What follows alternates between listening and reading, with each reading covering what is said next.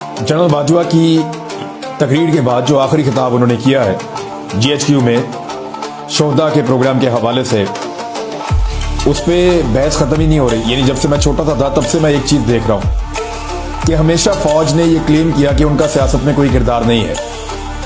फिर फ़ौज ने IGI बनाई और कुछ अरसे के बाद बताया नहीं पहले किरदार था अब नहीं है।